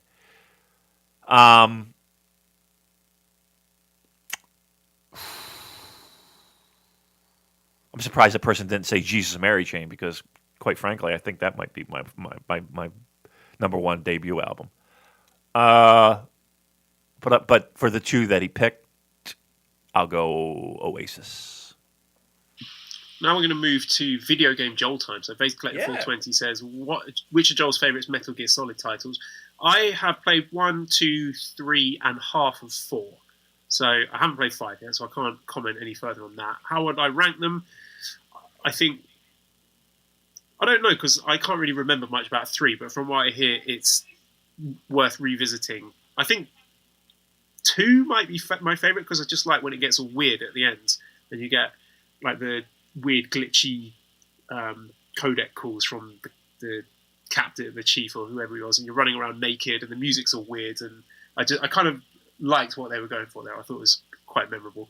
And Darth Koala says, have you played Yakuza 6 with the NJPW DLC? I've not played any Yakuza games yet. Unfortunately, I'm stranded away from my PlayStation, so I'm not allowed to... Well, I don't have access to all my big library of games. I've been mainly playing The Binding of Isaac Rebirth, and I've just finished playing Hollow Knight, so as soon as I get back to my PlayStation, hopefully I get that home quarantine so I can smash the PlayStation while I'm stuck at home for 2 weeks. So, all right, there we go. There's video game Joel time. No, I got more for video game Joel. Video game Joel's got to stick around because I got some questions. So I purchased the 2 subscription things. I purchased the online thing. I have that. I can play online now, right? So if you want to fucking play, I'll fucking challenge you to anything. I can't play anything. I stink at everything. Rocket League. Okay, I've never played that before, but I played like 3 times, dude. So or if you want to play some other like FIFA or something. FIFA. Oh, okay. Now this could be arranged. Let's try long-term goal. When I'm back in Sherman, we'll get an online FIFA game, maybe a tournament going. We can get the listeners involved. All right, 'cause I stink and I've never really played, but I would do that. Okay, yeah, we'll do that. And then 2, I bought the what's the thing where you get like 3 video games a month that you can, and then a whole slew of back catalog and shit. Is that whatever service that is? And there's a new video game that looks amazing, but it's like you got to kill these giant stone Colossus. Is that what it's called? Something Colossus? Shadow of the Colossus. Yes. That is amazing. That is one of my all-time favourite games. Really? You are in for a treat. I want you to play that. I want that to go at the top of your list, front of the queue, and I want weekly updates. We're going to have Shadow of the Colossus Corner with Damon, because I adore that game. Oh, all right. Nice. It looks amazing. Like, I just don't know if... Like, I'm not good at video games, so am I going to get really frustrated and be like, fuck this, I can't do this? Is it tough? Not really. I would say it's actually more of a puzzle game in a weird way. But it's framed as something else. But it's just, I think, a really beautiful experience. It is elegant in its simplicity. It looks beautiful. Looked fucking amazing. So I have that, and I will get that rocking. If not today, then tomorrow. And then my last one is this. I got to give a shout out. I got back into Fire Pro, and I downloaded a whole bunch of shit. A lot of edits, a lot of rings. I love doing it. Just farting around. And then there is one of our listeners. Is it DNMT? Is it? He's pretty well known for making edits on Fire Pro Wrestling. I downloaded a bunch of his stuff, and it's weird because Fire Pro, you like if you build these custom edits, you have to if you're using a certain download pack. It won't show up. So I spent like $50 downloading all these fucking packs. I swear to God. But I'm all caught up, and I got his edits, and they're really awesome. Honestly, they're really the most realistic and true edits out there. So I was playing a lot of New Japan stuff. He did a lot of New Japan stuff. So shout out to him for making that happen because he helped walk me through a little bit too. He hit me up. I joined their Discord server just because I wanted to see who else had edits and shit. I'm not going to talk, but I just wanted to see what was going down. And he noticed I was there. He's one of the mods. He's like, "Hey, thanks for hanging." I was like, "Yeah, cool. Help me," and he did. So shout out there. Excellent job. Digging into the Discord questions, Nicole says, Daddy Joel question, will you be forcing your child to adhere to a 24-hour day cycle, or will you allow them the freedom to explore a 25-hour day cycle if so desired. The thing about having a young baby is you are locked into this repeating 3-hour cycle. So you're supposed to feed them at least every 3 hours. Even if they're asleep, even if you're asleep, you're all waking up and you're all having a feed. So because obviously Mally needs to be a part of that because she's providing the breast milk, but out of solidarity, I want to wake up as well and help out with that and burp Esther if needed, change her nappy, whatever, just so Mally doesn't feel like she's on her own doing that. So it's kind of weird adjusting your body clock, I guess, to be working in these little 3-hour cycles where, even when you're putting your head on the pillow at night, you're going to be up in less than 3 hours, which is kind of a weird experience. Yeah. Let me ask you this. I got a daddy question for you. Have you tried any of the breast milk? I haven't, actually. I should. I think I should, just, for investigative purposes. Yeah, but I'm a bit scared too. So I'm going to ask Mally, actually. Hold on a second. Apologies for the noise. Mally, have you drunk your own breast milk? No. You haven't tried it yet? Are you interested in trying it? Are you interested in trying your own breast milk? Or live on the air. I can't at the moment because she's feeding Esther. So maybe we can do that next week. All right. Very good. Yes, please. Okay. Infinity says, Damon and Joel, top 3 favourite New Japan wrestlers' entrance theme songs. It can be current or all time. We did this before, I feel like, but I will revisit. One is Ricky Choshu's theme. It's very synth poppy, has a little Depeche Mode feel to it. So I always love Ricky Choshu's. Kushida, I always love the opening, the little drum, the kick drum beginning, and then the guitars. Love the Kushida one. 3 might be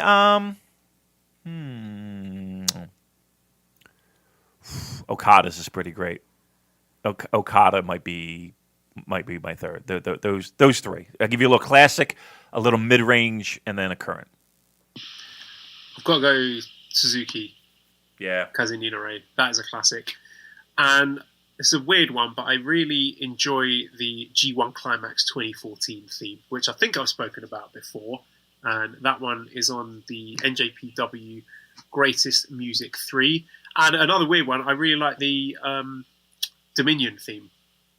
I don't know why. I just that one, I just absolutely love it. It just makes me excited because it kind of coincides with the end of my academic school year, and usually I'm excited because I'm going to be traveling over to Osaka to see the show.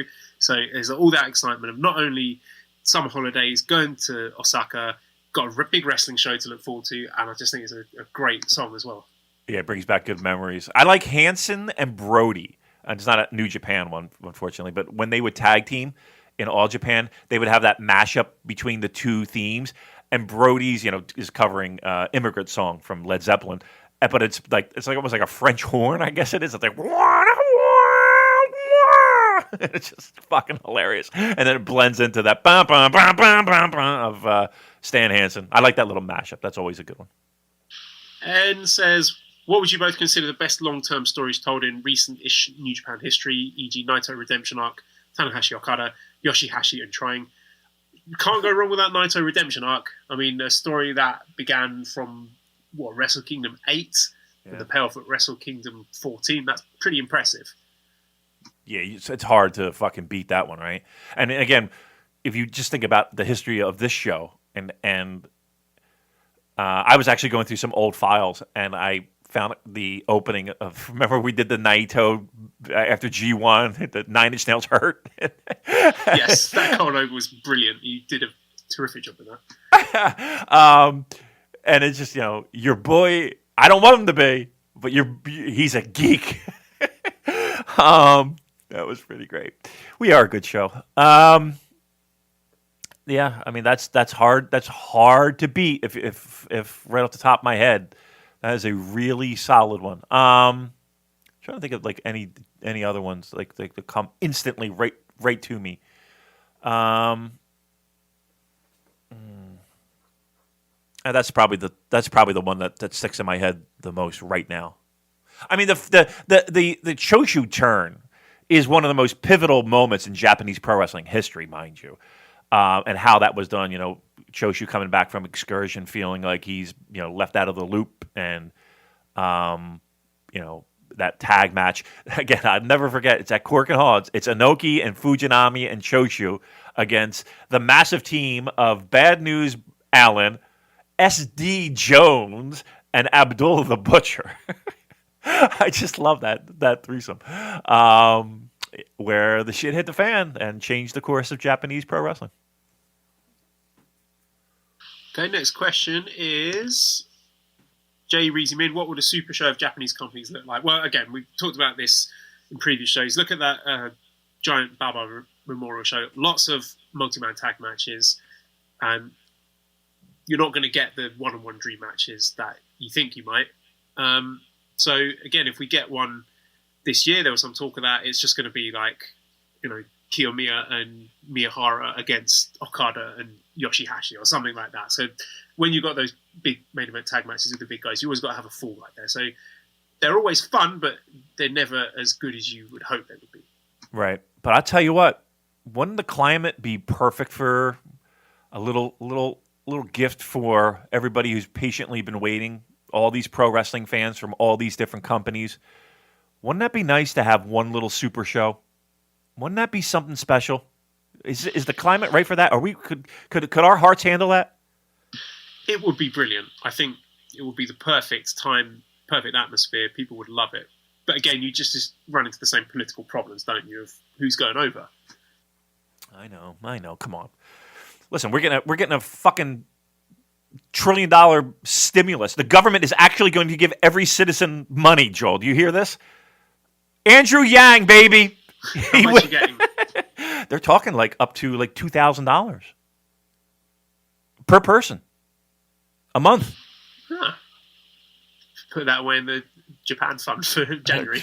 I'm going to need it because with these two fucking jobs out, I don't know where I'm coming up with the money to fucking do anything. I'm going to have to sort of goddamn GoFundMe for crying out loud. It won't be from this podcast, I'll tell you that. You've got that right. All right, give me another question. A couple more because I got to get to work.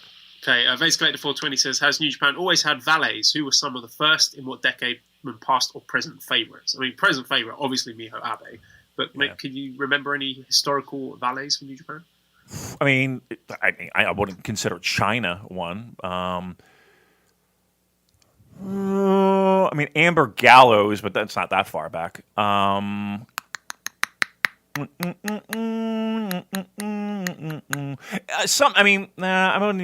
going to say sometimes you would have like if they married a person that worked for New Japan, maybe you would see them come to the ring. But I don't consider that's not a valet to me. I remember Medusa. Medusa? She during the second G1, she was out there with Rick Rude. So, I mean, playing the role of like an Elizabeth almost. So if you go back and watch that G1, that final, you can Masahiro Chono and Rick Rude, which is a really good match. Medusa is at ringside, playing the role of a valet. So that might be one of the ones I remember going back, 20, 30 years. One more question then. Yeah, let's do it. Yeah. Why is Scampy such a chonk boy? I miss Scampy very much. I don't really know what else to say. He's my little friend, and I'm very much looking forward to seeing him again and giving him a big cuddle. Yeah, I know. I know that he's going to be a little surprised to having a new roommate. So everybody's excited. Everybody's excited to get you home. When are you looking at returning home? As soon as I can get the China visa for Esther, then we'll head back. But we're just waiting on so many things in the interim. Like at the moment, waiting for a birth certificate, and then once we got that, we got to apply for the 2 passports. I don't know if we can do both at the same time, or we have to do one after the other. And then as soon as we got the passports, we can apply for the China visa. So I have no idea how long that takes. But luckily, I'm not under any time pressure as far as work goes with the online learning. So, yeah, it's all good. All right, awesome. All right, listen, let's wrap this one up. This was a fun one. We started out a little I don't know. I like this show. I think this show was fun. I actually had a lot of fun doing it. So I'm glad that we got together again to do it. And then we'll work on some matches later on this week. Hopefully we get some good news later on today. And fingers crossed, we can all get through this. Hopefully this show was a little entertaining for each and every one of you. Hopefully we made you giggle a little bit, get your mind off of this shitstorm that we're in. And again, let's keep our fingers crossed. Hopefully New Japan will be back shortly, and we'll have some deeper dives to talk about. Just had a strange thought. When Esther grows up, if she ever goes back to listen to this podcast episode of her father giving his reaction to her birth, that's going to be very strange. A very millennial thing, isn't it? but it's true, though. I mean, this would be the equivalent of a photo book, right? You know, she would be able to listen to this show and hear your real-time thoughts. I mean, nobody thought about doing that when I was, born, right? My dad wasn't going to go on a recorder on a cassette tape and be like, "Yeah, Damon shit the bed again." That ain't happening. So, it is a little slice of history. That is a very awesome thought, actually. Very, very cool. So for posterity, I should end with something soppy. So, Esther, I love you. I love changing your nappies and feeding you and burping you and all that stuff. And so happy to finally have you in the world with us. And sign out from then. Plugs, redcircle.com/shows/super-j-cast. If you want to show some appreciation and some money, because we both need it, I'll tell you that. Yep. Discord link is in the show notes if you want to join. We've got some exciting news on the Discord. We're starting to do live streams, aren't we? So people are streaming various TV shows and wrestling matches and things. So it's definitely worth checking out if you find yourself social distancing with a lot of time to kill. ProWrestlingTees.com/SuperJcast. Massive thanks to editor Dan at LousyHero219 on Twitter. Subscribe to the Voices of Wrestling Podcast Network. Give us a 5-star review on iTunes. Follow us on Twitter at SuperJcast. Thank you everyone for listening. Sorry about the audio quality, and goodbye.